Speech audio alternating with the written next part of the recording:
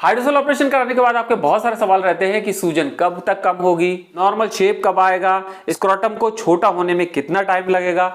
इससे रिलेटेड आपके बहुत सारे सवाल और भी रहते हैं। तो देखिए, ऑपरेशन के बाद इसके साइज के कम होने का जहां तक सवाल है तो वो इस पर डिपेंड करता है कि आपको हाइड्रोसेल की प्रॉब्लम कितने समय तक रही थी।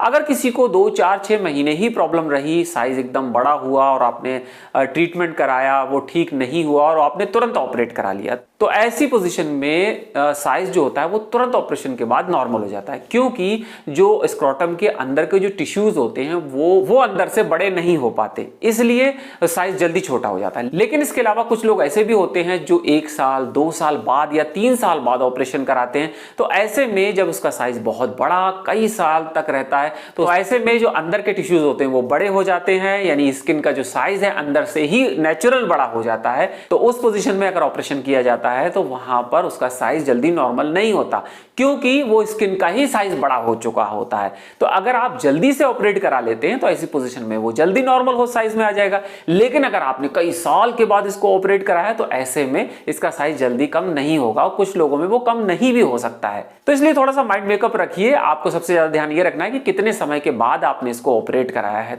बट अगर साइज कम नहीं होता, इसका मतलब ये नहीं है कि आप ठीक नहीं हुए हैं या पानी अभी भी भरा हुआ है या अभी भी आपको प्रॉब्लम है, ऐसा कुछ नहीं है। डॉक्टर्स जो काम करते हैं उनका काम है कि जो स्क्रोटम में पानी भरा था उसको निकाल देना, जिससे कि आप स्वस्थ रहें, आगे भी स्वस्थ रहें और साथ ही साथ आपका जो वैवाहिक जीवन है वो भी अच्छा रहे। तो लेकिन बहुत सारे लोगों के क्वेश्चन इसके संबंध में ये होते हैं कि ये कहीं ऐसा तो नहीं ऑपरेशन के बाद भी पोजीशन मेरी वैसी की वैसी लग रही है, मैं वैसा ही हूं, ये मैं ठीक नहीं हुआ हूं। ऐसा कुछ नहीं है, वो टिश्यूज अंदर से बड़े हैं इसलिए उसका साइज अंदर से, स्किन फैल गई है इसलिए वो साइज बड़ा अंदर से दिखाई दे रहा है।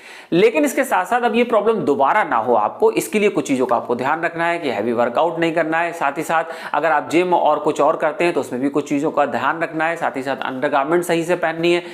उसमें कौन सी अंडरगारमेंट आपको यूज करनी चाहिए इसके लिए ऑलरेडी वीडियो में इसमें मैंने जानकारी दे रखी है। फिजिकल रिलेशन कब बनाने हैं, अगर नाइटफॉल उसके बाद हो जाता है ऑपरेशन के बाद तो कोई प्रॉब्लम है या नहीं, मास्टरबेशन कैसे करना है, ये सारी बातें मैंने ऑलरेडी वीडियोस में बता रखी हैं। इसको आप इन वीडियो से जान सकते हैं। इसका लिंक मैं नीचे डिस्क्रिप्शन में दे दूंगा, जहां पर पूरा आपको लिंक उसका मिल जाएगा लिस्ट का, जहां से आप अपने आप उन वीडियोस को देख सकते हैं।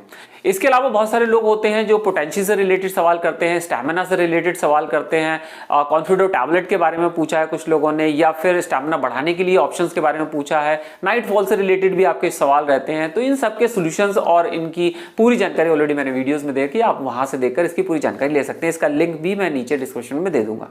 उन वीडियोस को देखने के बाद अगर आपका कोई कंफ्यूजन है तो बिल्कुल मुझे लिखें, I will definitely reply you. और बहुत जरूरी है अगर बात करना तो आप मुझे कॉल मी 4 पे कॉल कर सकते हैं, I will also attend your call. तो मिलते हैं नए वीडियो में नए टॉपिक के साथ। Till then keep smiling, see you in next video.